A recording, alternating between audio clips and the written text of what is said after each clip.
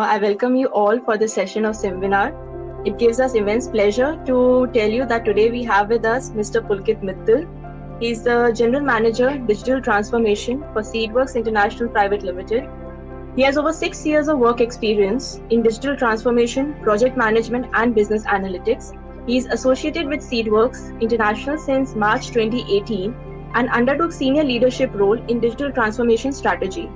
This digital transformation encompasses business transformation, IT transformation, and culture transformation. Before Seedworks, he was associated with one of the largest Indian conglomerate, ITC Limited, in the agri-business division.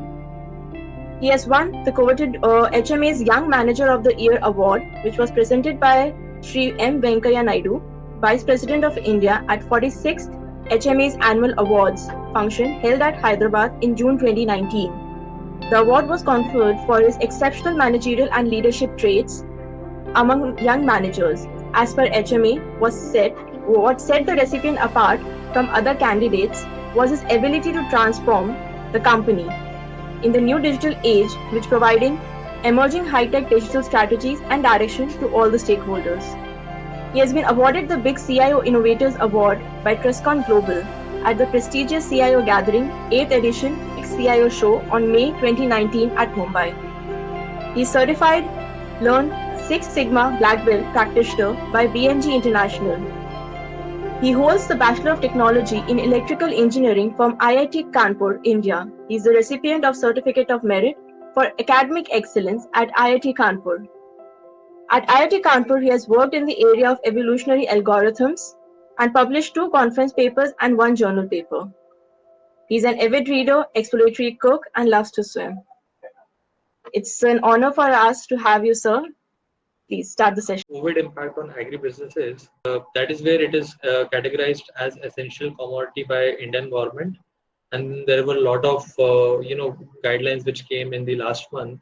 So that is where the distribution which is seen is on a lower side if you compare with other industries like banking or insurance, which has seen dramatic impact on their business performance. But that is not enough. I mean, there has to be a word of caution that though it is a essential commodity, it has to be. There are a lot of other associated supply chain nodes like transportation or warehousing, several others which needs to assist this particular working of the agri-businesses. So ground level implementation is also very important, and we have seen there has been a good support from government and things have been good, but there are challenges which all of us are facing. Also, it is very important that the Kharif, which is ongoing, goes very smoothly. The farmer should have all the inputs available to him on time. The financing of buying this particular inputs either through the distribution itself or either through the banking channels, so that the monsoon sowing is perfect, and the outputs will be dependent on the sowing windows as well. So this is on a very high level the optimism and caution. But if you look at overall level, I think agriculture is the only industry which is going to be the bright spot or the positive side going. If you look at in the ongoing crisis, and I believe it is the only industry which will survive this test of time, whether the corona is there with us for a longer time or a shorter time, but this is going to perform. As we have seen, e-commerce and agribusiness indulged in the essential commodities were exempted, and then there were green channels provided by the government to transport these material. Crop is standing on the ground. Rabi is harvested almost. Some of this is also linked to markets. Farmer is cultivating the crop. What we have to see and what we have to keep in mind is the relation which will happen for the farmers. How will the marketing of crops happen? How the financing for the cultivation happen? So these are some of the things I'm sure private players like us and also government are working together to help the farming community in this respect. But then there are also other aspects of this health crisis converting into food crisis. We have seen commodity price hiking happening in the recent weeks. We have seen food shortages and losses which is happening. which maybe we don't know what will happen. We can only speculate, but can lead to a situation of malnutrition or other global health issues, and then in turn that those health issues might lead to a food crisis, and it will become a vicious cycle. So that is something which we should be careful of and should look out for.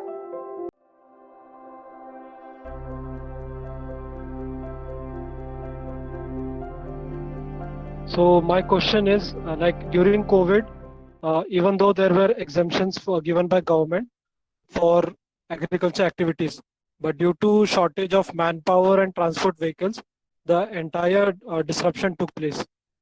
And this happened because agriculture follows the traditional system where there are traders and middlemen in between farmers and the agriculture industries and also consumers.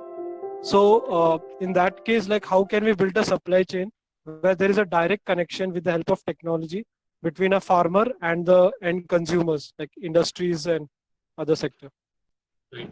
I think very, very nice question, and I think we've covered almost very, very important aspects which we also covered in the presentation. But I think these are some of the things. I think I can just speculate what might happen. I think there is no right answer at the moment on how the supply chains might evolve. So there are various things to it. I think today when the farmer goes to the retailer, it's not only primarily just to buy a product, but also this retailers and distributors become a prime source of information for the farmer. So when the farmer goes there, he asks the retailer that what should I grow? What are the kind of products today? The farmers are buying in this particular season. He also advises, because generally these farmers, these retailers and distributors themselves are, belonging to nearby villages. They might themselves grow these products, so they also have their own feedback on products. So I think the information availability will become one of the crucial thing in the new norm which I see. Secondly, they are also dependent on this particular retailers and distributors for the credit, because though seed is more of a rational purchase, the farmer wants to buy best quality, he is ready to buy on cash. But most of our other agri inputs, he is also dependent on these distributors and retailers, and he purchases these things on credit. So once he buys on this credit, so it's a vicious cycle. The farmer is dependent on that particular shopkeeper for credit. And when he's on credit, the distributor and retailer also tries to maximize their own benefit by selling two good products and probably selling one other product which probably gives higher profit for the retailer. So I think this information leakage or information asymmetry which is there will definitely evolve. Secondly, as I talked about the e-commerce, I think e-commerce will definitely evolve, and I think there will be alternate channels which will evolve in terms of the products reaching to the farmers. And then thirdly, I think the financing also, we have seen a lot of fintech startups also come up in the past. You would have heard of various companies like Lending Card and all that. But still, I think various models are upcoming. I think a lot of successful companies have come for the MSME or SME space. But I think for the individual farmers, still, because given the non-performing assets and the default rates, still, I think a lot of innovation will happen on the financing end as well. And lastly, I think the advisory part, or I think advisory plus a lot of other services. For example, the grading services at the farmer and probably the mechanization. I think once these things also evolve, I think the farmer will be well evolved. I think it will not be a farmer; it will be an evolved entrepreneur who will take decisions on a lot of his purchasing, also selling his particular product on the. I think Enam is another example. I think Enam, once if it actually becomes a very, very big success, farmer can choose whom he has to sell, and he doesn't have to involve a lot of intermediaries. Probably sitting at home, he will know that I am selling my mangoes to probably somebody in Tamil Nadu at a certain price which I wanted. So I think there is a lot of things which is going to happen in agribusiness. And being an engineer myself from in electrical engineering, I find this particular space of agri tech particularly very, very exciting. And I've spent almost more than 6 years now in this particular space. Very, very exciting. Yes, sir. I hope I've tried to answer your question. Yeah, totally, sir. Thank you so much, sir. Thank you, Javed. Good evening, sir. I'm Abhiti. I'm from MBA Marketing. So my question is like agribusinesses run in coordination with other sectors. So seed processing and packaging has been allowed by the government. Still, some seed plants are not able to function due to unavailability of basic supplies. For example, like thread, needle, ink, or plastic packaging, and at last labor as well. So, like for example, the processing plant of Jamjam Group in Raipur has been shut down, which has been like providing serving for the seed works as well. So, I would like to ask, what can be the ways Right. to overcome these problems during COVID-19, so that it can ensure the plants can ensure the timely supply of Kharif 2020 seeds? Right. I think very nice question. I think you have exactly pinpointed the kind of challenges as a company we have also faced. I think the raw materials for processing, especially packing materials, the packaging material was a big difficulty for us also to procure, and definitely it is impacting the packaging. But I've seen that there was not much challenge. There were challenge in terms of delays because of transportation. The payments also, the credit also was also showing a big role in basically procuring these things. But I don't see a very big challenge in this thing at the moment. I think Jamjam, we are also one of the customers of Jamjam, and we were using this. But I also have our supply chain head. I think he can also answer and add to my answer. Yes, sir. Originally, government thought the seeds are exempted and the processing plants are exempted. But after that, we pursued with the government. So these are the supporting industries like packing materials and all, so which are also very important to the continuity of business. So later they approved that. So initially also we had a problems, but later it's been actually solved, and we are we are getting everything on time now actually, and they're running very smoothly all the plants right now. There's no issues. Thank you so much, sir, for answering the questions. I would like to invite Director, sir, to speak a few words, please. Thank you, Sagarika, and thanks a lot, Mr. Mittal. It was really informative and rather a reiteration of my personal belief of how agri-tech is going to, shape the new normal, and how agriculture as a sector is going to become important again.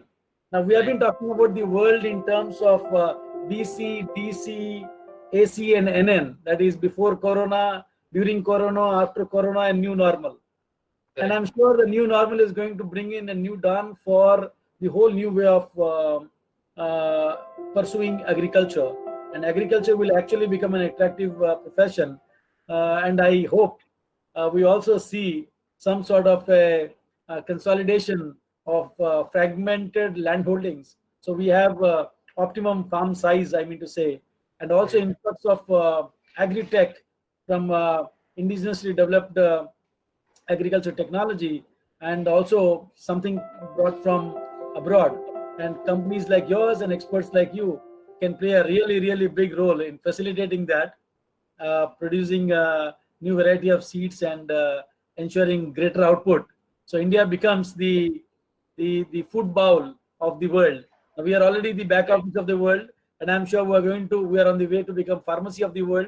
And now with agri-tech going to be in a different at a different level in the new normal, I think India has a potential to become the food bowl of the country for the world.